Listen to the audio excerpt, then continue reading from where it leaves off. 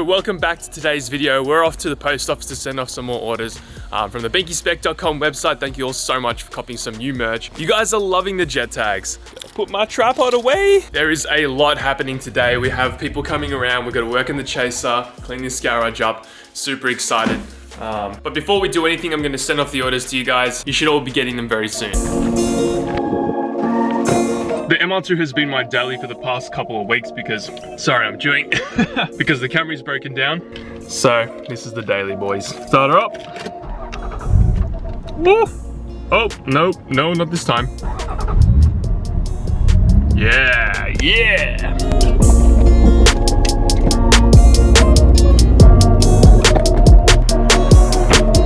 Nice.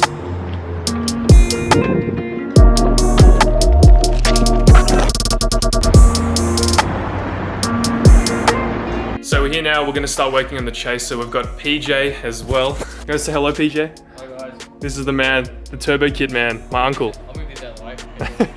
Oh, he is here. Oh no, jeez. Yeah, he's moving.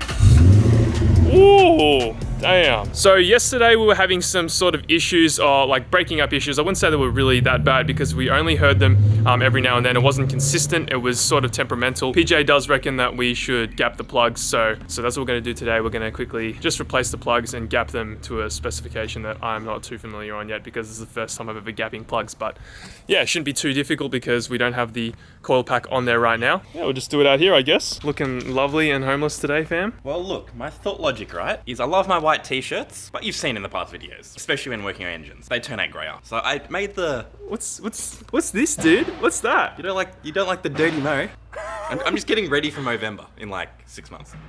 S15 parts, oh yeah, where are they going? In my garage? No, staying in here. Oh, that's good. Good boy. The man's learning. This Good is dog. a storage Good dog. car. Oh wow, you don't care at all, do you? Oh yeah, you don't give a shit. Oh, not really. Oh my god. Can you explain to us why we need to gap plugs? Like, what's the reason for it? So when you start running more boost, it blows out the spark. So like, I think on a standard Chaser, stock plugs are 1.1 mil. Good for like stock shit, but then as soon as you start boosting it 14 pound or more, you'll blow that spark out. So you're just gonna put the gap smaller. When it's smaller, less chance of it breaking down. Yeah. Then it'll be, yeah. Is there anything that you can do like wrong when you like do gap plugs? Because I've seen people like, you know, tap them too hard and then, you know, that metal bit cracks. Like, is that? Yeah, so you got to do it. Be really careful, bit yeah. by bit, Yeah. And then pretty much you get the feeler gauge put in there, make sure it just holds. Yeah. So I'll show you later. Yeah. So, yeah. And it's pretty easy. We've already got the valve thing off. Yeah, just don't smash it too hard. Yeah. Just be like a gorilla like Lachlan. Look at that mustache, dude. It works. Look at that. It's so dirty. Alright, so we got some NGK spark plugs, nothing too fancy. And what we're gonna do is gap them down. I don't know the exact specification, but PJ knows everything off the top of his head. So we're gonna gap these down using this metal piece at the back of the vise here. You can see it's a pretty flat surface, nice and hard. Yeah, maybe in the ground. Using we're using a 0.8 feeler gauge, and this is what it should be set to right now. But it should just be like sort of hard to get in there, or like just. Does that go in easy? It doesn't go in easy, but it goes in. Yeah. Yeah. I'll try to put it at 0.9 just because I'm curious. So we need to gap it down to 7. 7. So okay. I'll just hold it like that. Yep. Like there. You don't need to tap it hard, do you? So you can hold it. Okay. So just so you can hold it. Sweet. That's it. That's easy as. You have to get like a hammer at him. Nah. No, sweet. You don't want to use a hammer on this. Use a hammer on this, see you later. Alright, so we're just now going to install some plugs. We've gapped them down to 0.7 mil, I believe. Never gapped plugs before, but seems pretty easy to do.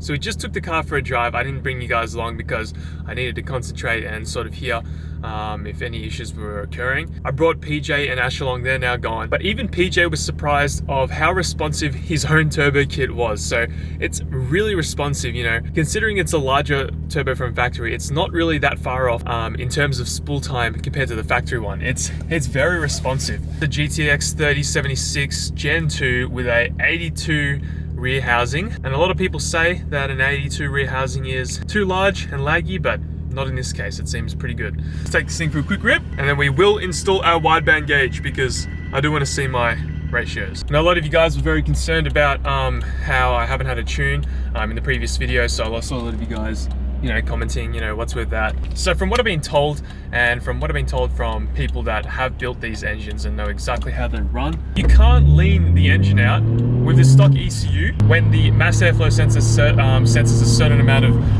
pressure or whatever.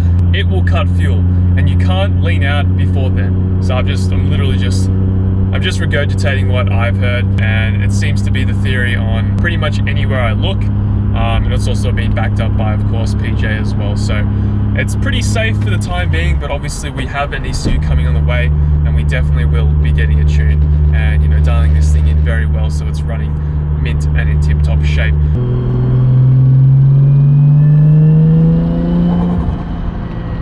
Damn!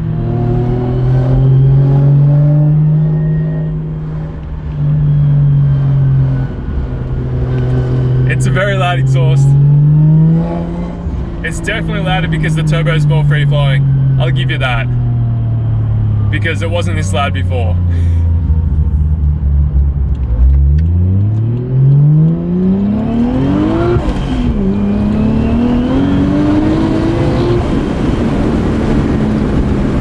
Jesus, guys. It is fast. Oh man, it's hard for me to react because it's so damn quick. So when I'm in the moment, I just sort of concentrate. It's crazy. My God, sounds so good too.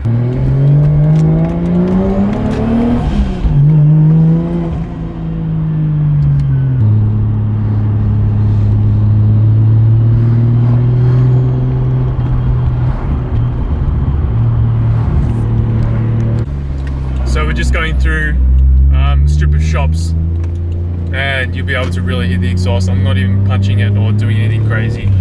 It is very loud. And I'm not too sure if I'm liking that. I'm not too sure if I'm going to keep it that way because it is very loud. Very loud. It's drony.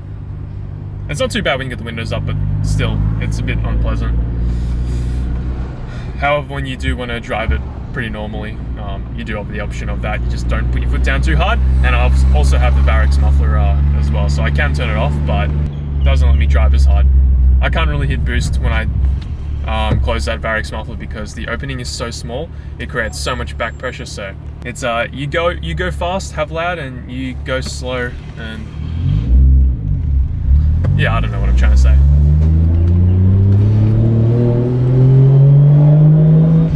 So the Chaser's feeling really good. We're not going to do anything else to the Chaser today because we have other stuff to do, like work on Lachlan's engine.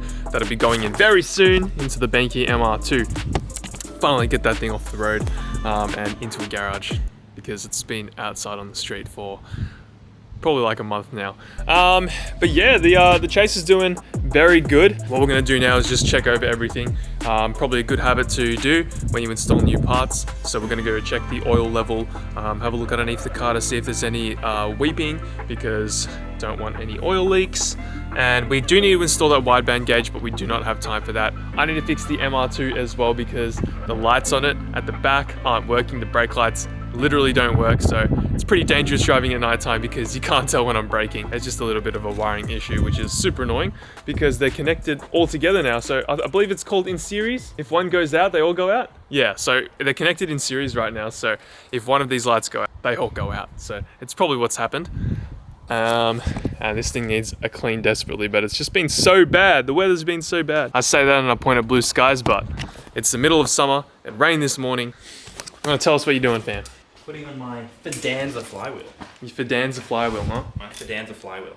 Getting ready for the gearbox to go in. The LSD gearbox. Not really, bro. I'll be jealous when your Sylvia keeps up with the Chaser. So I got a little special something from one of you guys. Nick Johnson sent out this box.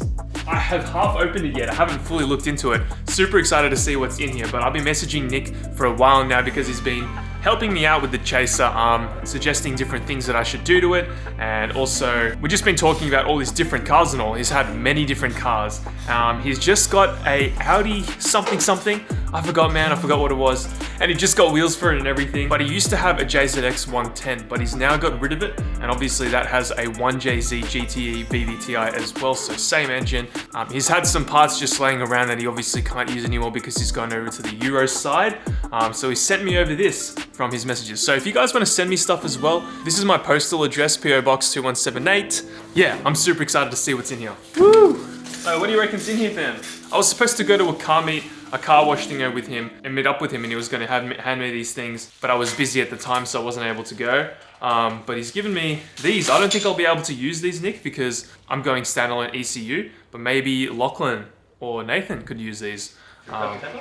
Yeah, so this is a speed limit defender. So what this would do, if you have a stock ECU, you would wire it in and change the speed limit to unlimited, I guess. Just change the voltage of what's being sensed to the ECU. The hell? It's just like a pipe. Oh, is this for the pod filter? This is dose pipe, bro? Aha, so I could put this on my car right now. It's a fuel cut defender. So this is what I was originally gonna do, just get a fuel cut defender and sort of ramp the boost up until it got lean. So right now, obviously, it hits fuel cuts, so we can't go past it. Have a look at that. Sweet. Sweet as. What brand is it? HKS Fuel Cut Defender. What the hell? What is that? Is this a washer bottle, like, relocator thing? I think so. It's like a little sack. What the hell? It's a material sack. That's kind of cool. That could be, like, some weight saving. I don't know. Maybe you could do, like, a meth spray kit for your intercooler. Just spray like water onto your intercooler or whatever. It's like a little... You'll have to tell me what that is, Nick. Nick, thank you so much. I don't know if we'll be able to use these on my Chaser, but I'm sure we'll find a use for them. But yeah, so essentially how these work, these two things over here, I believe they just manipulate the voltage sent to the ECU so that you can do things differently. So instead of, like, you know, having fuel cut at a different voltage, you can set it to something else and then it'll set it to something else. I don't know, but works pretty good. It's all just wiring stuff, different voltage, thingo-majigos. Yeah, almost have the flywheel on, huh? It's looking good, bruh.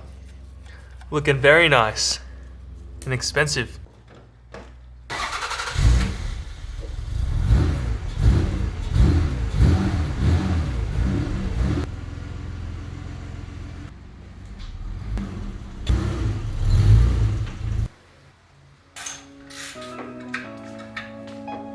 Forgot to conclude today's video. I want to say thank you again to everyone who watches my videos. You guys are awesome, and we aren't able to do these things without you. I'm super happy with the Chaser right now. It is so fun to drive, and I can't wait what we have in store for it. There is so much happening. I'm so excited to share with you all. Thank you guys so much for watching, and I will see you all in the next one.